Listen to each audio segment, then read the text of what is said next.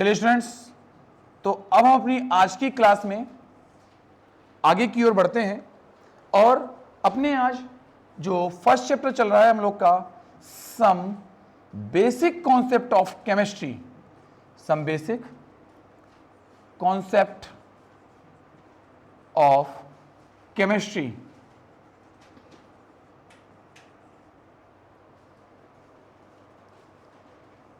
तो उसकी क्लास पढ़ रहे हैं और इसमें हमने आप लोगों को लिमिटिंग रिएजेंट तक कोर्स कल की क्लास में हुआ था।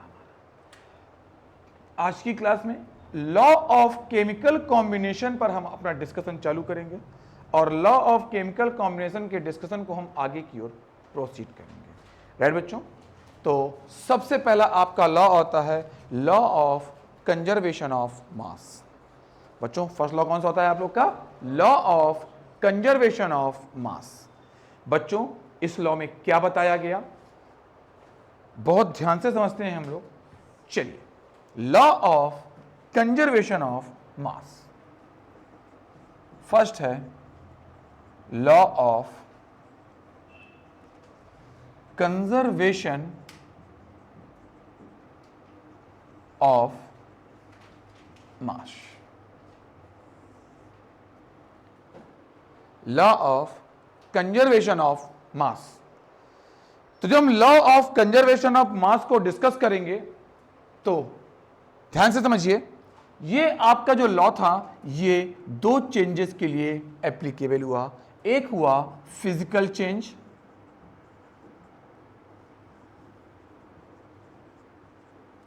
और एक हुआ आपका chemical change.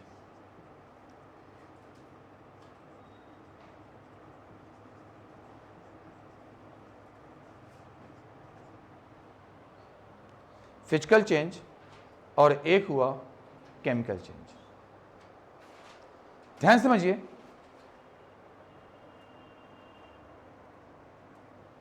Chemical change, right, ये फिजिकल चेंज हुआ और ये क्या हुआ? Chemical change. सबसे पहले हम लोग बात करेंगे फिजिकल चेंज की।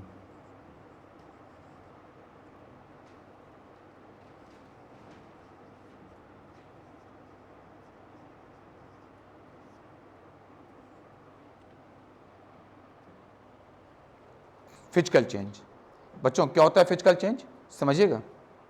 वैन अगर हमने आपका 100 ग्राम आइस लिया, राइट, हमने इसको टेम्परेचर इंक्रीज करके मेल्ट किया, ये आपका 100 ग्राम ऑफ वाटर में कन्वर्ट हो गया। किस में कन्वर्ट हो गया? 100 ग्राम ऑफ वाटर में। आई बात समझ में कि नहीं आई? 100 ग्राम ऑफ वाटर में कन्वर्ट हो गया, राइट बात। अब आप ध्यान से समझिए,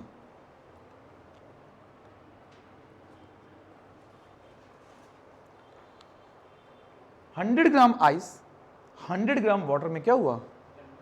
कन्वर्ट हुआ। 100 ग्राम आइस 100 ग्राम वाटर में क्या हुआ? कन्वर्ट हुआ, राइट।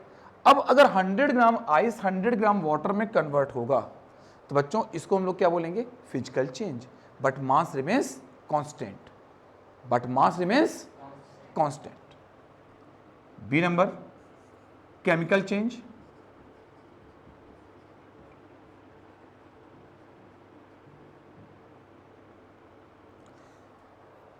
अगर हमने कैल्शियम कार्बोनेट लिया, समझना,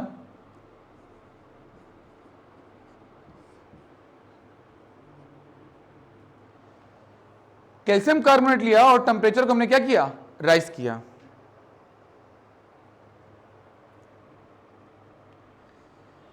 ये कैल्शियम ऑक्साइड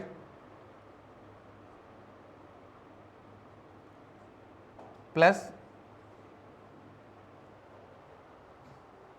कार्बन डाइऑक्साइड में कन्वर्ट हो गया, राइट। अगर आप रिएक्टेंट का टोटल मास देखेंगे, किसका मास देखेंगे? रिएक्टेंट का टोटल मास देखेंगे,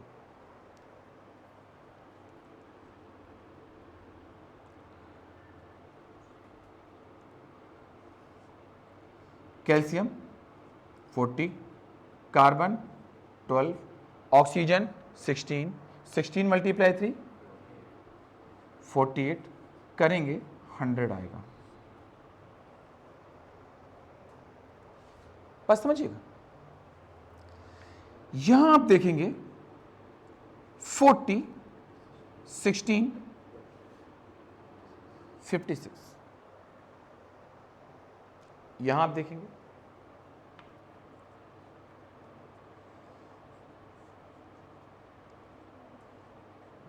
44,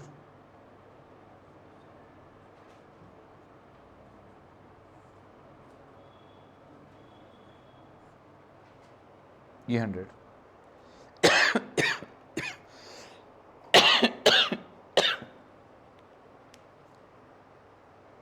ये 56,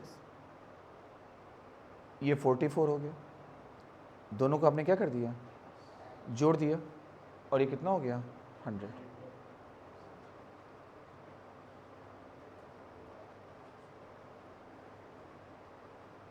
हो गया। अब रिएक्टेंट क्या हो गया 100, प्रोडक्ट क्या हो गया 100, राइट।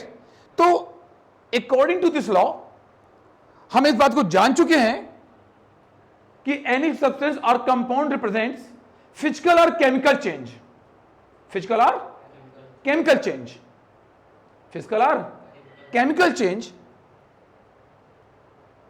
मास remains constant, mass remains constant. बच्चों इसको हम लोग क्या बोलेंगे, law of conservation of mass. क्या बोलेंगे बच्चों इसको हम, law of conservation of mass. और law of conservation of mass में बच्चों याद रखना, mass remains constant, right, during physical और केमिकल चेंज।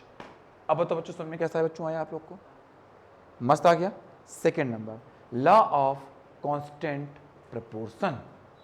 बच्चों सेकंड कौन सा आप लोग का, लॉ ऑफ कांस्टेंट प्रपोर्शन। देखिए ध्यान से, हम लोग पढ़ने जा रहे हैं अब आपका second law, law of constant proportion.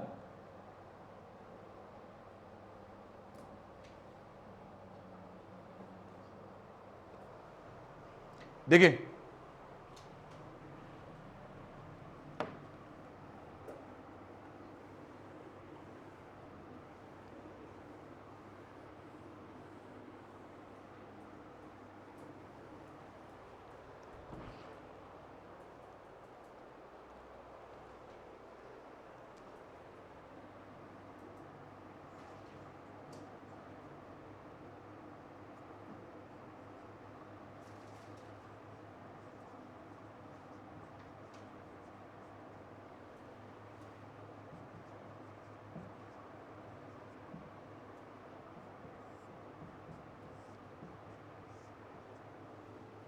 law of constant proportion. So what do you mean by law of constant proportion? देखते हैं ध्यान से बच्चों।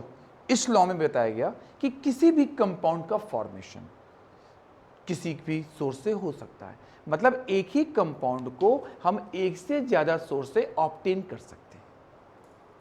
जैसे आपका वाटर मॉलिक्यूल है, तो वाटर मॉलिक्यूल के रिसोर्सेज कई सारे हो सकते हैं, रेन हो सकता है, रिवर हो सकता है, हैंड पंप हो सकता है, ट्यूबवेल हो सकता है, पॉन्ड हो सकता है, या कोई अदर सोर्सेज भी हो सकते हैं। तो बच्चों लेकिन उसमें जो एलिमेंट का रेशियो होता है वो कांस्टेंट होता है। Ratio of element in a compound always be constant, there is no matter what is the source of that compound. उस कंपाउंड का क्या सोर्स है इससे कोई मतलब नहीं है। कब, जब उस एलिमेंट का रेशियो क्या होता है, कांस्टेंट होता है। 2:1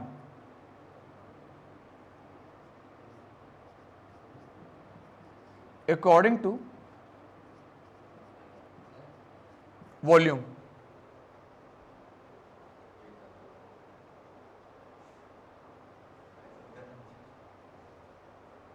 जी, अब अगर H और O का रेशियो निकालेंगे तो यहां पे क्या जाएगा आपका 2, ये क्या हो जाएगा आपका 16। बेटा कुछ सॉल्व करेंगे, क्या निकल क्या जाएगा आपका 1:8, 1:8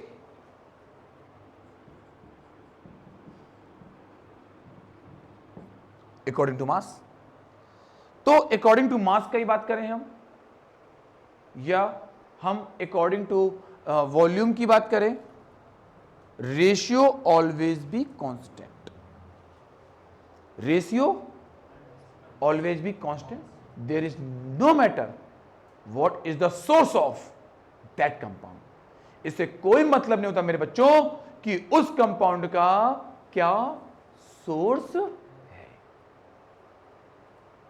एकदम क्लियर बच्चों? ओके, अब मान लो हम अपना नेक्स्ट एग्जाम्पल लेते हैं।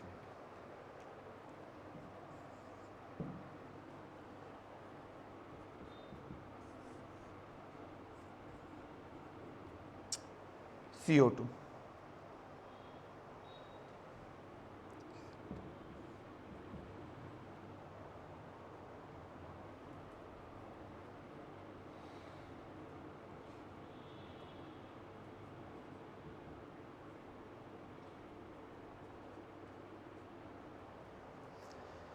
Carbon ratio oxygen,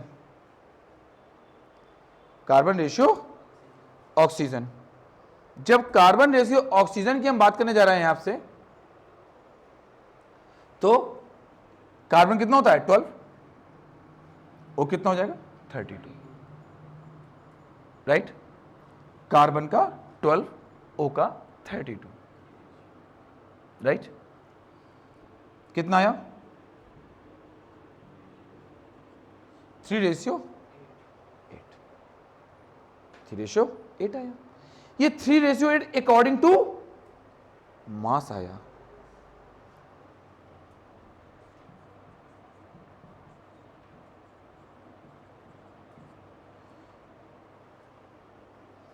according to mass आया, और अकॉर्डिंग टू वॉल्यूम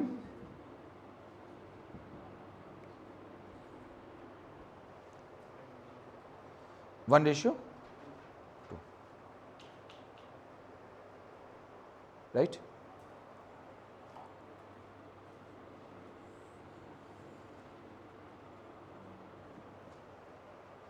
कोई डाउट बच्चों आप लोग? चलिए एक और करते हैं, आप लोग एक और करिए।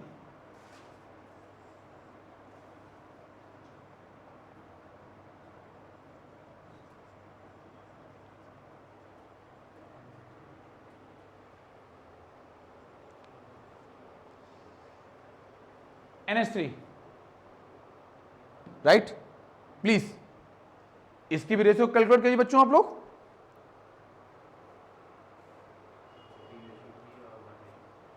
हैं? हाँ बहुत बढ़िया, सब लोग इसका रेशियो निकालिए फटाफट।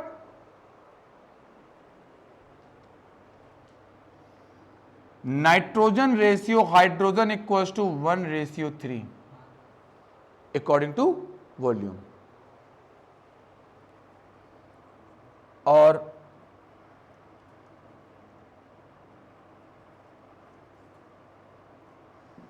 Nitrogen ratio hydrogen 14:3 according to,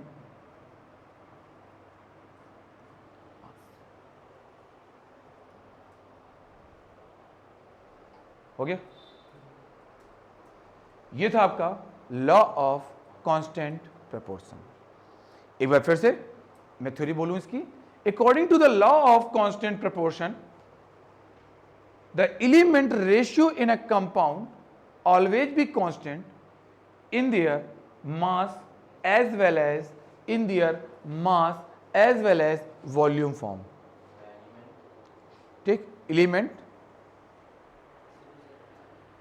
the ratio of element in a compound, the ratio of elements in a compound always be constant,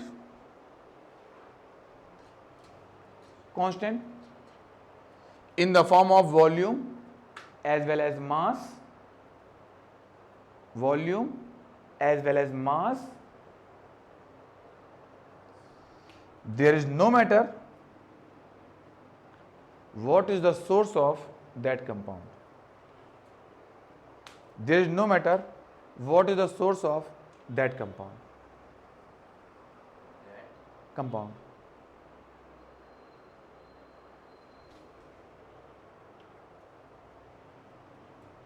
That compound. बच्चा पार्टी, इतना हो गया आप लोग का। चलिए अब हम लोग अपना लॉ अगला पढ़ने जा रहे हैं जिसका नाम है लॉ ऑफ मल्टीपल प्रपोर्शन। बच्चों हम लोग कौन सा लॉ पढ़ेंगे? Law of multiple proportion. चलिए देखिए ध्यान से,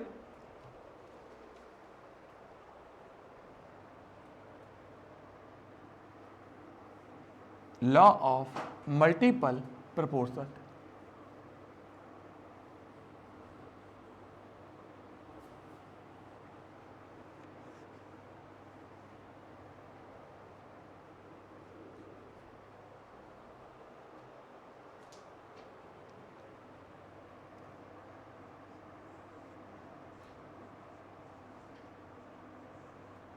लॉ ऑफ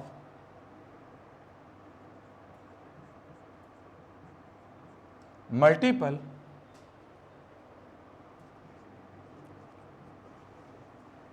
प्रपोर्शन।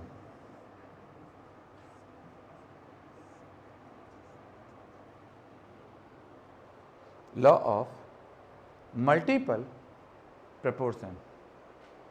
देखिए ध्यान से, क्या होता है बच्चों law of multiple proportion?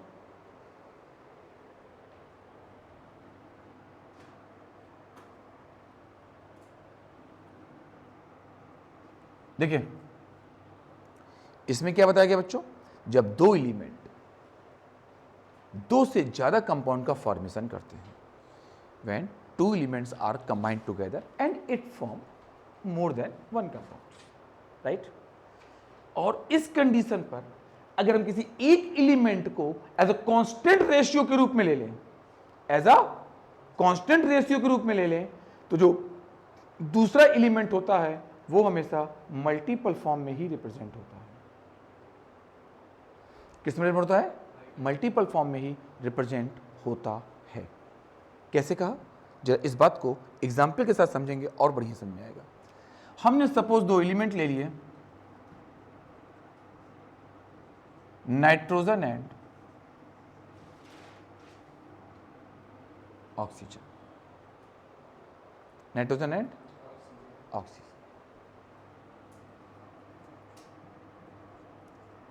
Serial number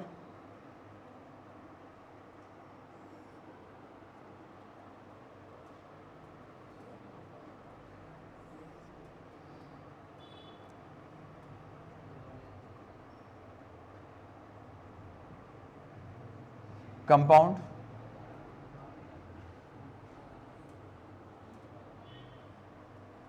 nitrogen,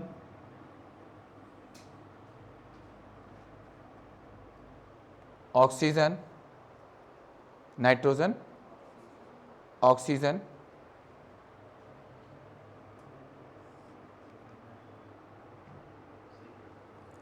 multiple ratio,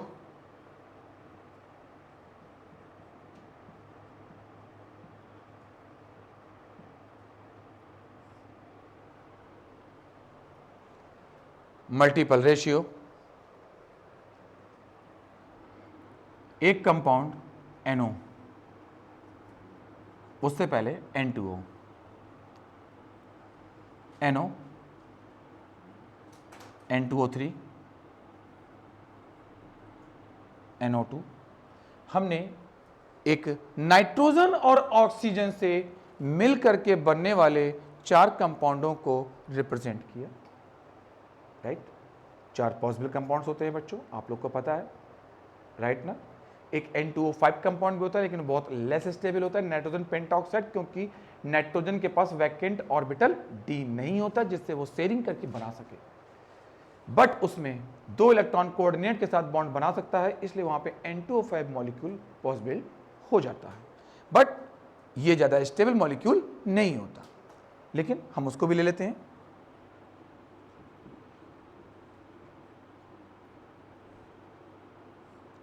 अब ध्यान समझिए, देखिए ये पहला, दूसरा, तीसरा, चौथा, पांचवा। हाँ, अब देखो N double bond N, N के साथ एन बॉन्ड बनाएगा ट्रिपल बॉन्ड के साथ, इसको कोऑर्डिनेट कर देगा, राइट। ये इसके साथ डबल बॉन्ड बनाएगा प्लस एक लेटर ये ऑक्सीजन इसको कोऑर्डिनेट कर देगा, राइट। N2 O बीच में आएगा, दो N के बीच में एक O आएगा और आपका स्ट्रक्चर आपका ड्रा हो जाएगा N single bond O single bond N, और फिर आपका जो O एक साइड ये है, एक साइड ये, डबल बॉन्ड वहां से हो जाएंगे। NO2 is a coordinate compound and this is also एक coordinate compound. N25 coordinate compound, दो N के बीच में एक O को सेट करो बेटा ऐसे, 1 2 3 4, डबल सिंगल सिंगल डबल, इसका जो लोन पेयर है वो यहां कोऑर्डिनेट कर दो,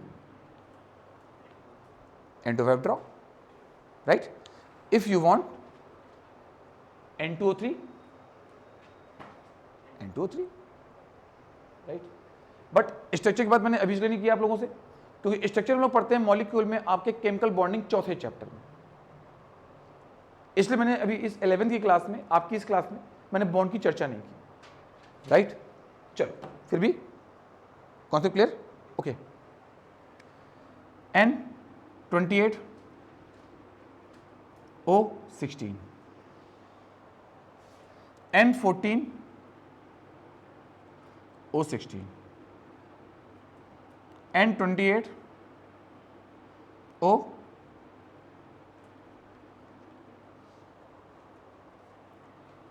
N14 and O32,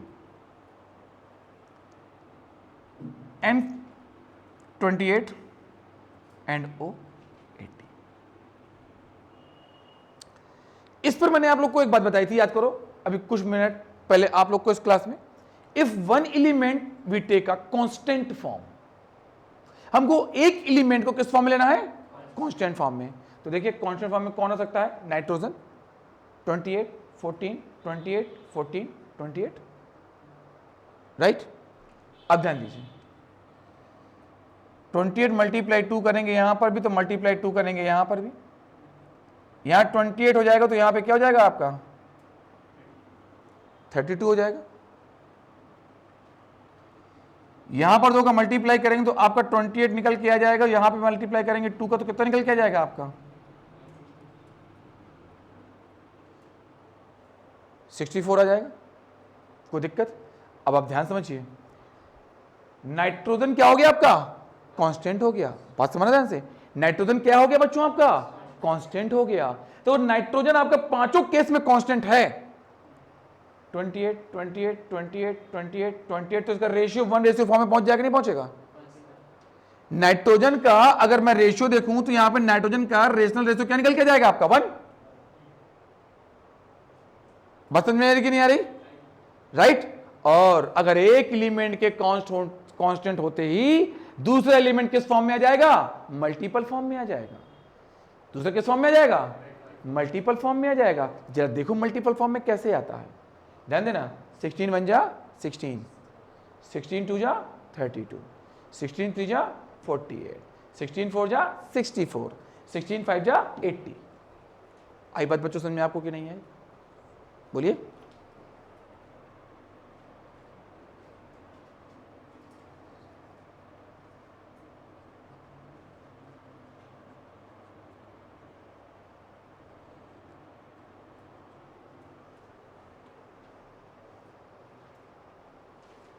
हो गया, कोई डाउट, बोलो बच्चों, कोई डाउट।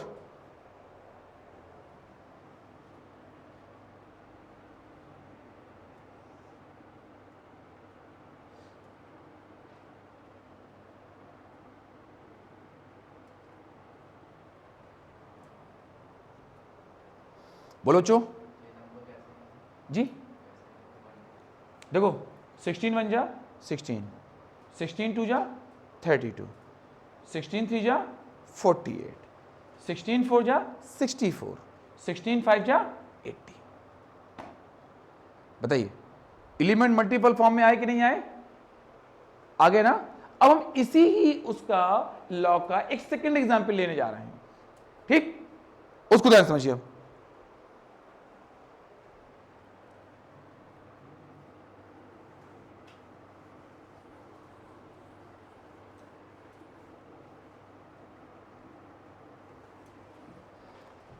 चलिए आगे हम लोग।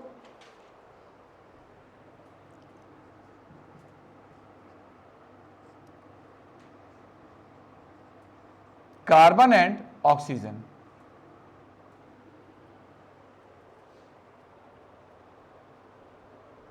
हो गया? कार्बन एंड ऑक्सीजन, ठीक? ओके, प्लीज देना है सीरियल नंबर।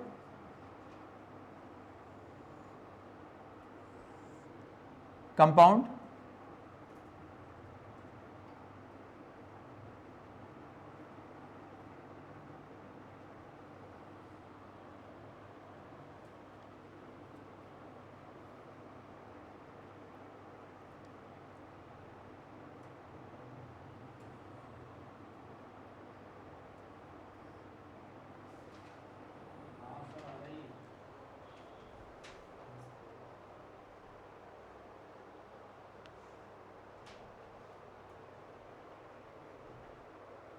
चलिए तो इसका सेकंड एग्जाम्पल समझते हैं हम लोग।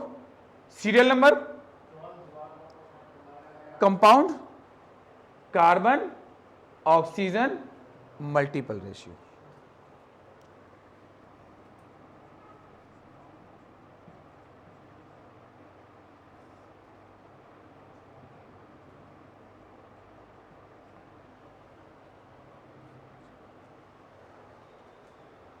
हो गया? देखिए ध्यान से, पहला नंबर, दूसरा number, compound carbon monoxide, compound carbon dioxide, दोनों ही मॉलिक्यूल पॉसिबल होते हैं। ऐसा नहीं होता हम फर्जी का अपनी तरफ से कोई मॉलिक्यूल लिखते हैं, हमको वो मॉलिक्यूल लिखना होता है ना जो मॉलिक्यूल एग्जिस्ट हो। ये नहीं जो मर्जी चाहे लिख देंगे हम अपने फॉर्मूले को कंप्लीट करने के लिए, नहीं। हमने नाइट्रोजन ऑक्सीजन के वही मॉलिक्यूल लिए जो एग्जिस्ट होते हैं, हमने कार्बन और ऑक्सीजन के भी वही मॉलिक्यूल लिए जो एग्जिस्ट होते हैं। हमें जो एग्जिस्ट होते हैं उनको एग्जाम्पल लेकर के बताना है। देखिए ध्यान से, देखिए बच्चों, कार्बन,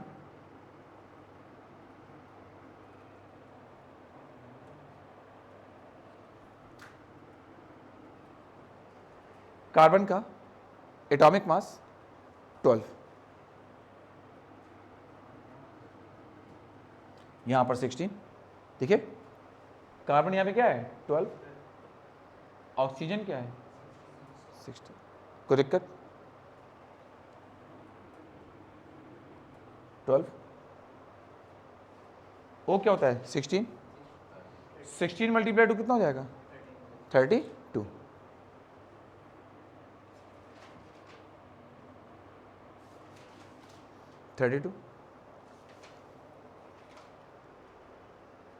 हो जाएगा। अब 16 1 जा 16, 16 2 जा 32, बताइए तो मल्टीपल रेशियो क्या हो जाएगा 1 2, 1:2 हो जाएगा, नहीं हो जाएगा? अच्छा, नाइट्रोजन वाले केस में कैसा था 1:2, 3:3, 4:5। यहां पे क्या है 1:2, क्योंकि कार्बन और ऑक्सीजन इंडिविजुअल केवल दो ही कंपाउंड बनाते हैं। बताइए आपने कार्बन और ऑक्सीजन को कोई तीसरा कंपाउंड नहीं सुना होगा? सुना है? नहीं सुना होगा। अगर सुनोगे तो उसमें कोई तीसरे एलिमेंट भी इंटरफियर करेगा, फिर तो बहुत सारे कंपाउंड है। लेकिन कार्बन और ऑक्सीजन के इंडिविजुअल केवल दो ही कंपाउंड होते हैं, first is carbon monoxide and second is carbon dioxide. अब बताइए बच्चों, ये लॉ आपको समझ में कैसा आया? आ गया ना, ठीक। अब मैं आपसे बात करने जा रहा हूं अगला, लॉ ऑफ रेसिप्रोकल प्रपोर्शन। कौन सा लॉ है भैया आपका? Law of reciprocal proportion. Total आपके ये 3 लॉ हो गए, चौथा पढ़ाने जा रहा हूं, इधर 5वां पढ़ाऊंगा, फिर 6वां पढ़ाऊंगा, 6 लॉ है total.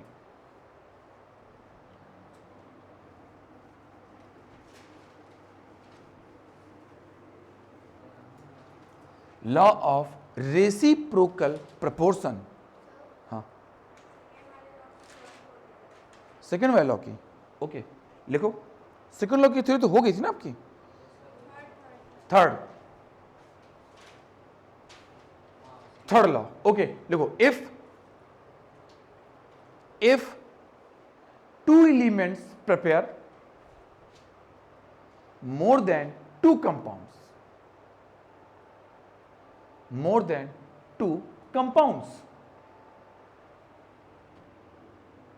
and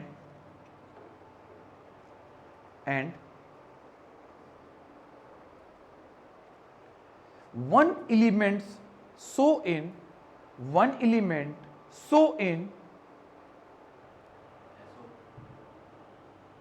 in SHOW, so in constant ratio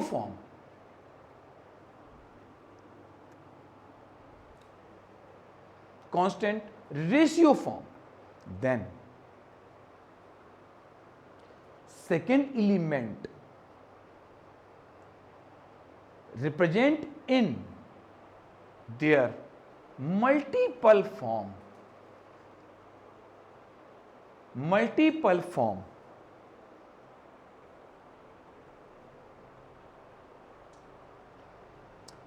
अब एग्जाम्पल आपने देख ही लिए, ओके स्टूडेंट्स। एग्जाम्पल आपने किसका देखा? पहले नाइट्रोजन और ऑक्सीजन का केस देखा, फिर आपने सेकंड किसका देखा? कार्बन एंड ऑक्सीजन का, okay. Now your second law is law of reciprocal proportion.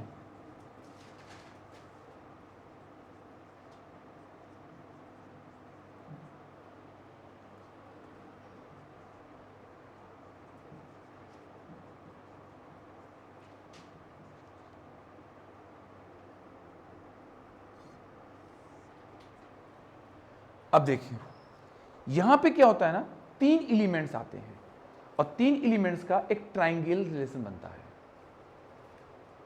क्या बनता है? 3 एलिमेंट्स का एक ट्रायंगल रिलेशन बनता है। जैसे हमने लिया कार्बन, हाइड्रोजन, ऑक्सीजन। ये जो लॉ ऑफ रेसिप्रोकल प्रपोर्शन होता है ये सारे केसेस के लिए एप्लीकेबल नहीं हो पाता, क्योंकि मान लीजिए आपने कार्बन और हाइड्रोजन लिया तो हाइड्रोजन और कार्बन के हाइड्रोकार्बनिक कंपाउंड्स एक नहीं बहुत सारे होते हैं, आप इधर लिख भी नहीं पाएंगे। लेकिन हम एक कांस्टेंट कंपाउंड के बारे में लेते हैं, अगर हम दूसरा कंपाउंड लेंगे तो रेशियो मिक्स नहीं होगा, इसलिए ये सारे केसेस के लिए एप्लीकेबल हो ऐसा पॉसिबल नहीं है। देखिए ये आपके मिनिमम जो मॉलिक्यूल प्रेजेंट होते हैं ये केवल उनके लिए ही एप्लीकेबल है। मिनिमम मतलब मोनोमॉलिक्यूल्स, जैसे कार्बन हाइड्रोजन का मोनोमॉलिक्यूल मेथेन है और इसका di molecule minimum ethylene, ethane और एसिटिलीन है। अगर हम इन किसी कंपाउंड को लेंगे तो ये लॉ फेल हो जाएगा। देखिए तो कार्बन और हाइड्रोजन ने जो बनाया वो कंपाउंड क्या था आपका? मीथेन। इसमें कार्बन रेशियो हाइड्रोजन देखेंगे हम तो 12 रेशियो क्या निकल के आ जाएगा आपका? 4। और अगर 12 रेशियो 4 निकल के आ रहा है तो आप देख सकते हैं कि कार्बन रेशियो हाइड्रोजन आपका आ रहा है 3:1। 3:1। कोई दिक्कत? आगे आइए।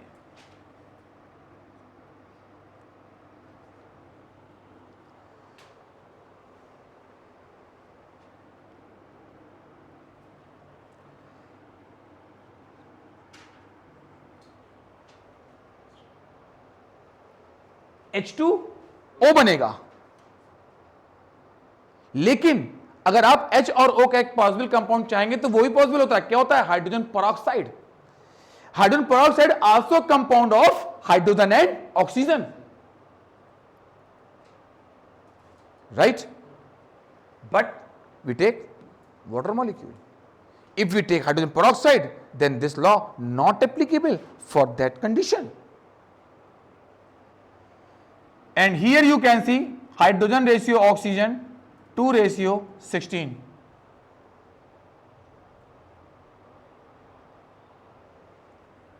Then hydrogen ratio oxygen equals to 1:8. कोई डाउट? पक्का? अब बात समझ ध्यान से, कार्बन की शेयरिंग यहां पे कितने परसेंट है? 3। और ऑक्सीजन की शेयरिंग कितनी है? तो कार्बन रेशियो ऑक्सीजन जो निकल के कंपाउंड आएगा वो क्या होगा? 3:8। आपने अभी कार्बन ऑक्सीजन का कंपाउंड नहीं बनाया, रेशियो आ गया। यही कलाकारी होती है रेसिप्रोकल लॉ की। देखो, कंपाउंड के बाद रेशियो आता है ना, हमने इन दोनों के कंपाउंड बनाए फिर रेशियो ला पाए ना, हमने इन दो के कंपाउंड बनाए फिर रेशियो ला पाए ना, हमने इसका कंपाउंड नहीं बनाया, रेशियो ले आए। इसीलिए हम इसको बोलते हैं क्या? Reciprocal law. आई बात समझ बच्चों की नहीं आई? राइट? अब देखिए, अब हमने इसका रेशियो लिख दिया तो कंपाउंड भी पॉसिबल हो जाएगा। अब कार्बन और ऑक्सीजन का पॉसिबल कंपाउंड कौन सा होता है? Carbon dioxide. और कार्बन डाइऑक्साइड में अगर हम रेशियो निकालेंगे तो कार्बन रेशियो ऑक्सीजन, बताओ बच्चों, 12:32 आएगा कि नहीं आएगा? 4 से कट कीजिए, 3:8 आ गया।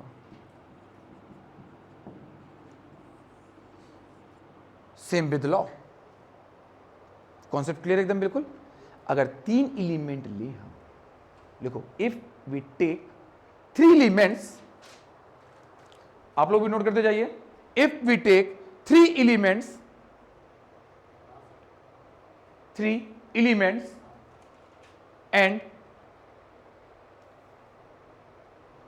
and 2 compounds will be formed,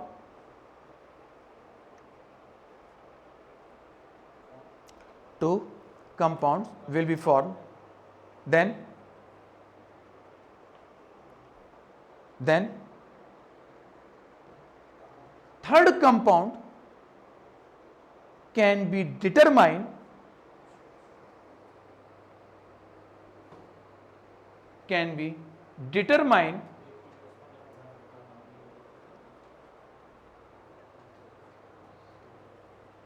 with the help of following 2 ratio.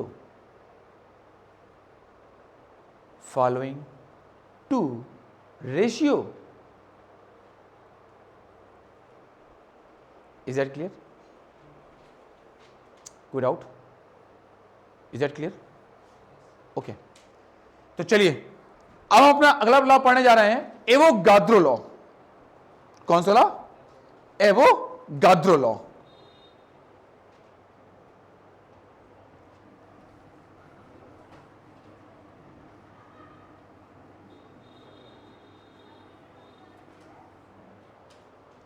Avogadro law.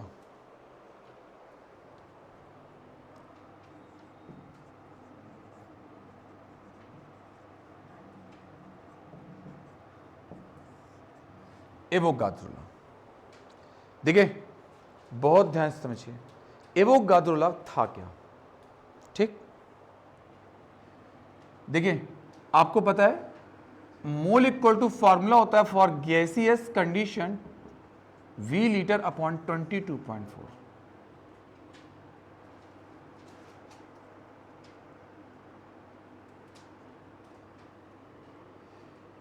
V litre upon 22.4।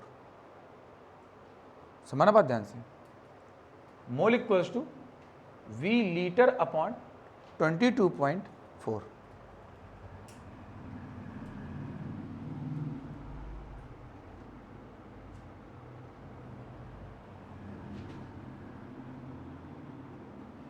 Right?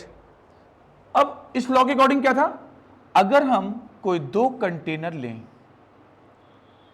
बच्चों बहुत ध्यान समझना, हमने एक कंटेनर ये लिया और एक कंटेनर हमने और लिया।